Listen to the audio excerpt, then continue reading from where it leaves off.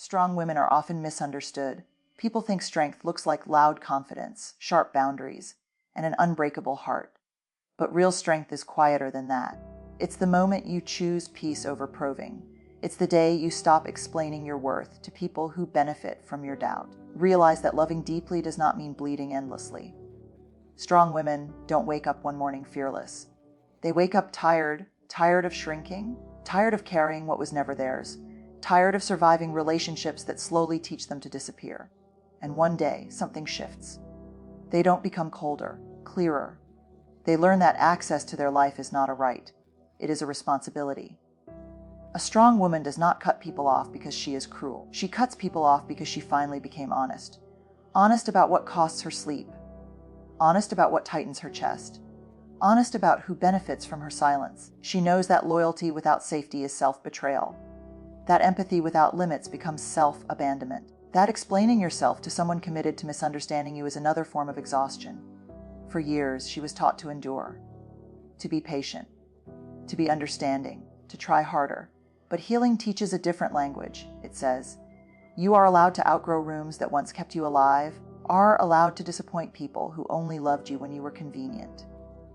You are allowed to choose relationships that feel like home, not like a test you keep failing. Strong women learn that boundaries are not walls.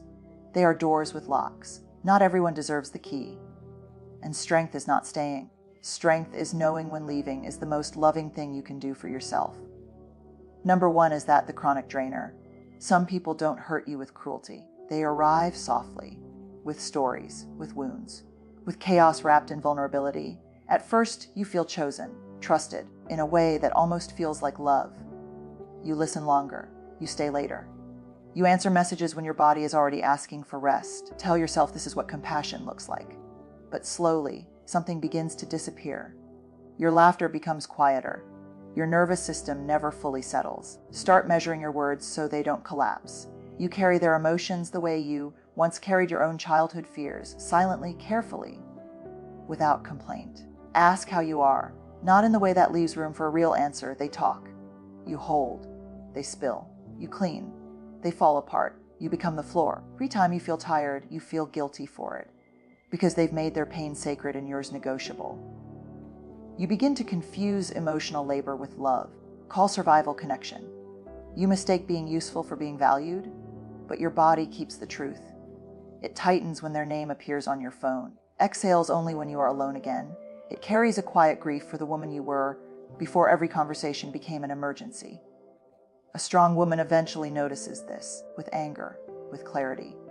She realizes that being kind does not require being emptied.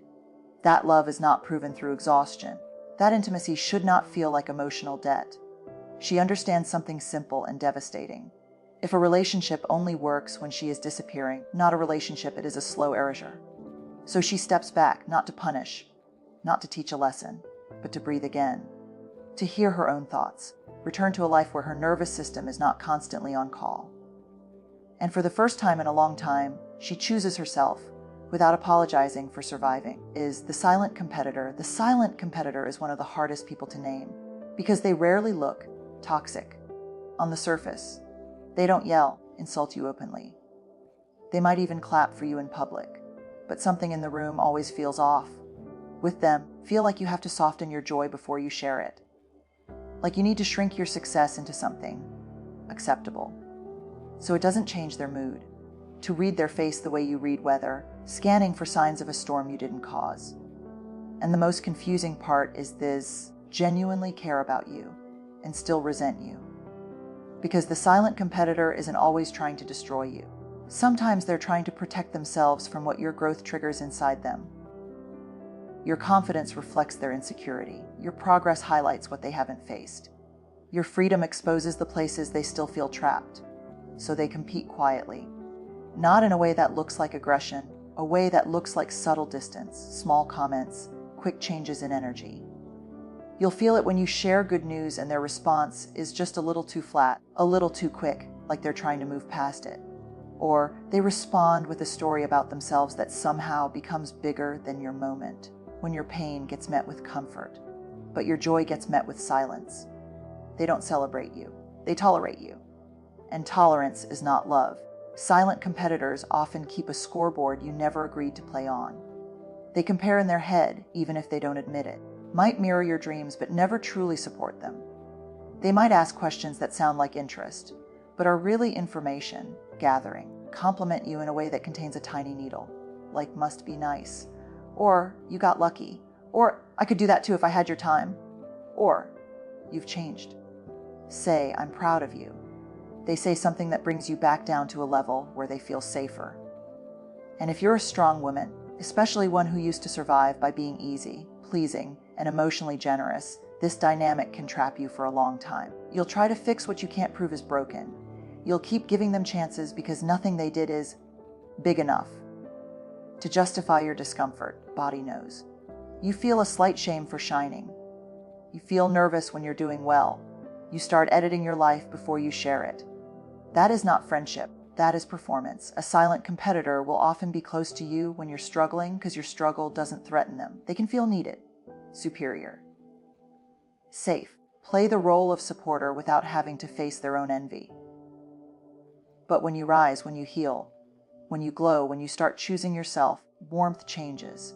Not because you did something wrong, but because you stopped making them feel like they were ahead. And this is where strong women become very honest. Stop begging people to be happy for them. They stop shrinking to protect someone's ego. They stop calling jealousy love just because it comes wrapped in familiarity. Understand that real support doesn't compete with your happiness.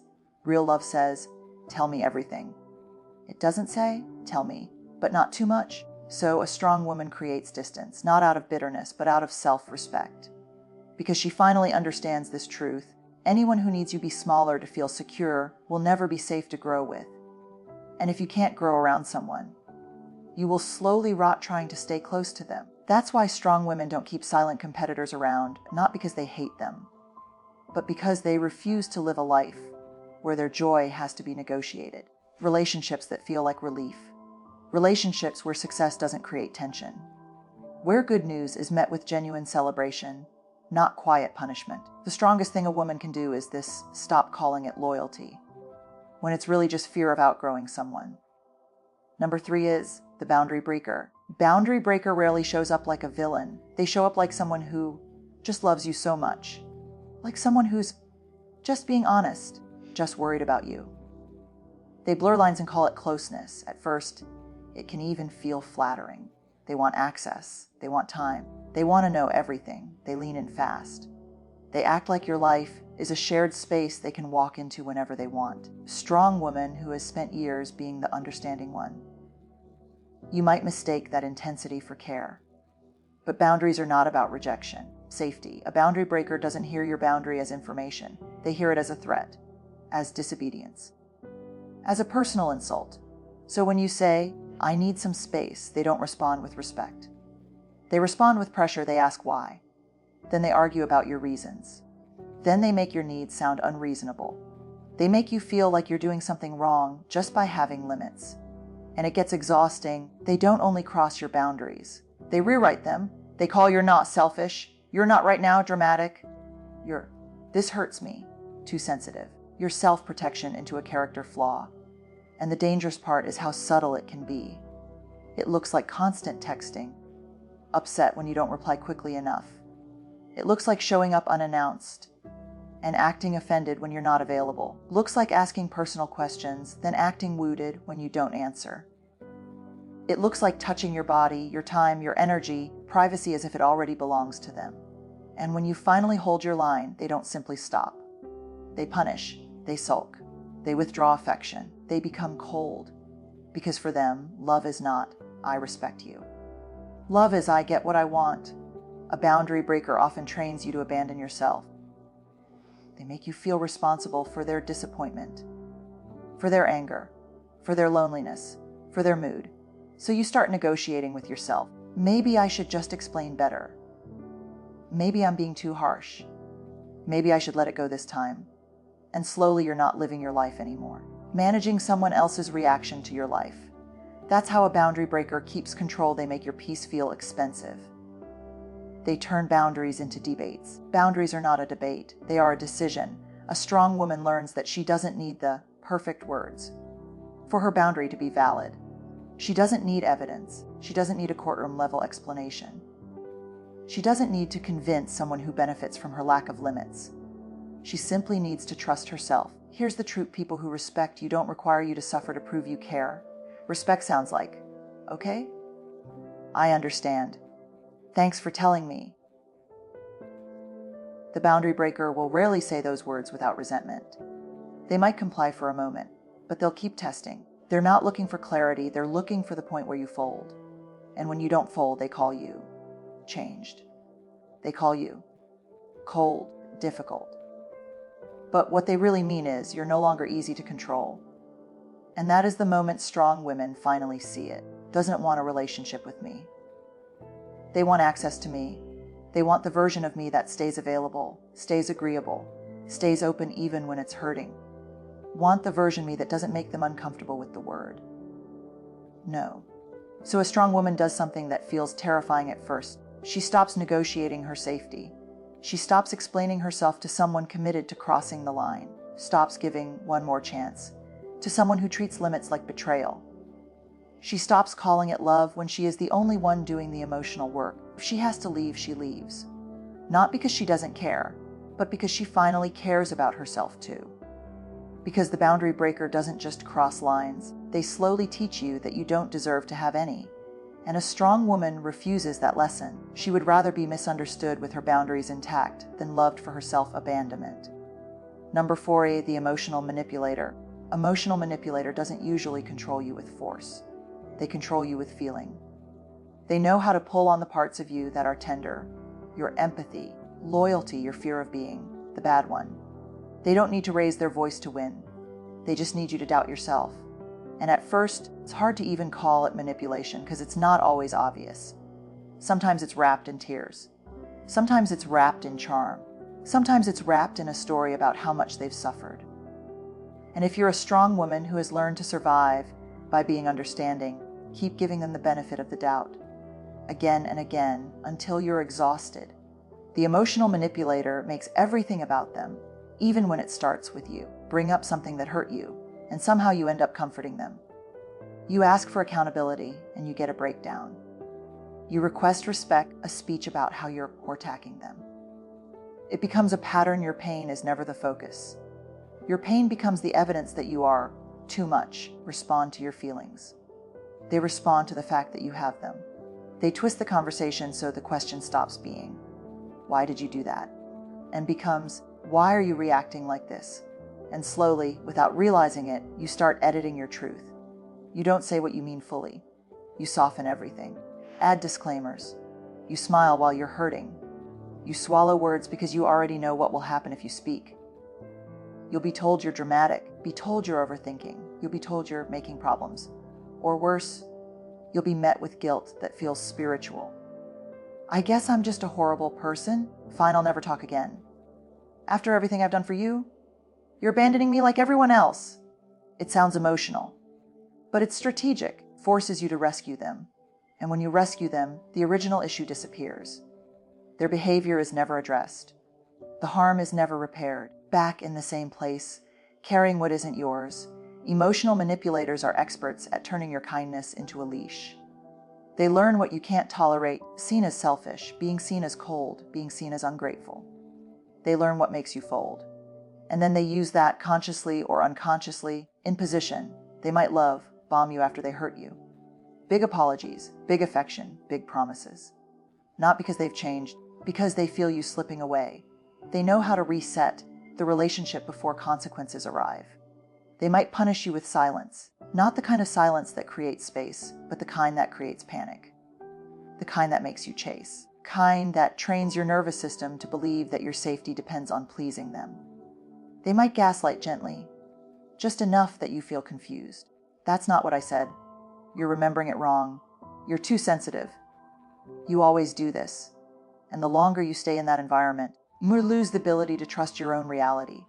That's the real danger. It's not just the fights.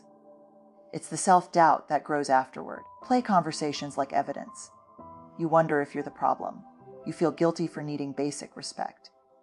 You start thinking love means walking on eggshells. A strong woman eventually realizes something that changes everything. If you have to betray yourself to keep the peace, it is not peace.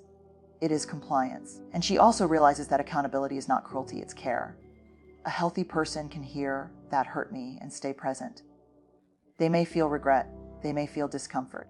They don't make you pay for telling the truth. An emotional manipulator makes you pay. They make honesty expensive. Strong woman stops playing the role they assigned her. She stops being the fixer, the rescuer, the emotional dumpster, the translator of their feelings, the person who apologizes just to end the tension. She returns responsibility to where it belongs. Your emotions are yours. Your healing is yours. Your choices are yours. Decision can feel brutal at first because strong women often confuse boundaries with being heartless. But boundaries aren't a lack of heart, refusal to keep bleeding. Cutting off an emotional manipulator isn't about hate. It's about recovery. It's choosing a life where your nervous system can rest, doesn't create punishment. Where love doesn't require you to shrink into someone easier to control. And the moment she finally steps away, she notices something that tells her she chose right. She can breathe again. Not because she stopped caring, but because she stopped carrying. Number 5 is comfort keeper. The comfort zone keeper doesn't look dangerous. They look familiar, safe, predictable. They know your old stories, your old wounds. The version of you who survived by staying small, agreeable, easy to love. They don't threaten you. They don't explode. They don't openly control. They simply prefer you the way you were. They love the version of you that over-explained, the one who apologized first, the one who needed permission to take up space. When you start to change, when you speak more clearly, when you stop shrinking, when you begin choosing yourself, something in them tightens. Not with anger, discomfort. They say it softly. You've changed. You're different now. I miss the old you. You used to be so easy. It sounds like nostalgia. It's resistance. Because the old you was predictable. The old you made them comfortable. The old you didn't challenge the balance of the relationship. Comfort zone keeper isn't always malicious. Often they are afraid.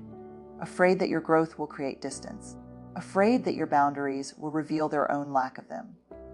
Afraid that your healing will expose what they've been avoiding. So they pull you back gently, minimize your progress, they joke about your new standards, they question your choices. They frame your boundaries as phases. They don't say, "I'm scared of losing you." They say, "You're being dramatic." They don't say, "Your growth makes me feel small." They say, "You're acting better than everyone. I'm uncomfortable with change." They say, "Why can't you just be normal?" And if you're a strong woman who once learned to survive by adapting, dynamic can quietly undo you. Because you don't want to be cruel. You don't want to outgrow people. You don't want to leave anyone behind. Negotiate with your becoming. You lower your voice again. You soften your dreams. You delay your boundaries. Make yourself smaller so the relationship can stay the same size. But your body knows. It feels heavy after conversations with them. It feels tight when you talk about your goals. It feels lonely even when you're together. You start feeling like you're betraying them just by evolving. That's the hidden violence of the comfort zone keeper. They don't break you. They stall you. They create a world where your growth feels like abandonment. They teach you that becoming more will cost you love, and that is one of the most painful lies a woman can carry. A strong woman eventually realizes something heartbreaking and freeing. Some people don't want you healed.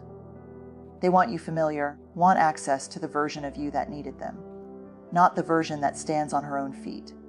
And when she sees this, the grief is real. These are often people she loves. People who were there in the hard years. People who feel like home.